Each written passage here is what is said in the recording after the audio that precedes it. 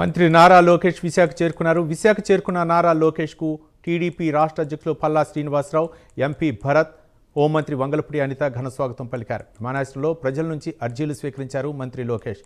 రేపు వైజాగ్లో జరిగే ఐసీఏఐ నేషనల్ కాన్ఫరెన్స్లో మంత్రి పాల్గొనున్నారు. అలాగే రేపు చంద్రపాలెం జడ్పీ హైస్కూల్లో ఏఐ ల్యాబ్స్ను నారా లోకేష్ ప్రారంభించనున్నారు.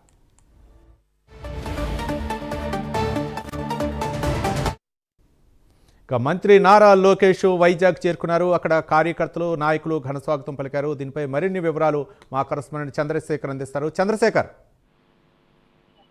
రైట్ రవి, చూస్తుంటే ఏదైతే 2 రోజుల పర్యటనలో భాగంగా ఏపీ రాష్ట్ర విద్యాశాఖ మంత్రి అయితే నారా లోకేష్ ఈ రోజు విశాఖ విమానాశ్రయానికి చేరుకున్నారు. విశాఖ విమానాశ్రయానికి చేరుకున్న తర్వాత టీడీపీ నేతలు, శ్రేణులు, కార్యకర్తలు, రాష్ట్ర హోంమంత్రి వంగలపూడి అనితతో పాటు వ్యాపార చిరంజీవి కూడా ఆయనకైతే ఘన స్వాగతం పలికినటువంటి పరిస్థితి కనిపిస్తుంది. రహదారి మార్గం కింద నారా లోకేష్ అయితే పార్టీ కార్యాలయానికి చేరుకున్నారు. పార్టీ కార్యాలయంలో ఈ రోజు రాత్రి బస చేసిన తర్వాత తిరిగి రేపు ఉదయం నిర్వహించేటటువంటి పలు కార్యక్రమాల్లో నారా లోకేష్ అయితే పాల్గొనేటటువంటి పరిస్థితి కనిపిస్తుంది. ముఖ్యంగా చూస్తుంటే రేపు వైజాగ్ కన్వెన్షన్ లో జరిగేటటువంటి ఐసీఏఐ నేషనల్ సంబంధించినటువంటి ఆ కాన్ఫరెన్స్ లో కూడా నారా లోకేష్ అయితే పాల్గొన్నారు. దాని తర్వాత ఏదైతే విశాఖలో ఉన్నటువంటి మధురవాడ సమీపంలో ఉన్నటువంటి చంద్రపాలెం జడ్పీ స్కూల్లో ఉన్నటువంటి అక్కడ ఏర్పాటు చేసినటువంటి ఏఐ ల్యాబ్స్ ను కూడా మంత్రి నారా లోకేష్ అయితే ప్రారంభించనున్నారు. అలాగే విశాఖకు ఐటీ హబ్ కానీ విశాఖకు సంబంధించినటువంటి సంస్థలు తీసుకురావడంపై రేపైతే పెద్ద ఎత్తున కూడా నారా లోకేష్ అయితే ఇక్కడ ఉన్నటువంటి టీడీపీ నేతలతో కానీ లేకపోతే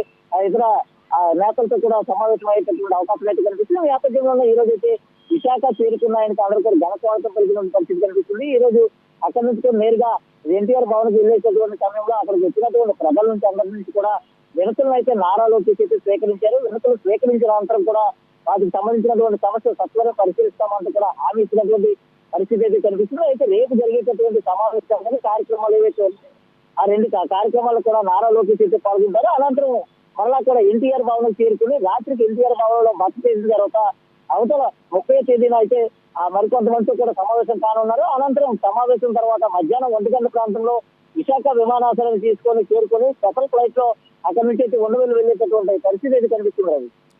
థ్యాంక్ యూ చంద్రశేఖర్.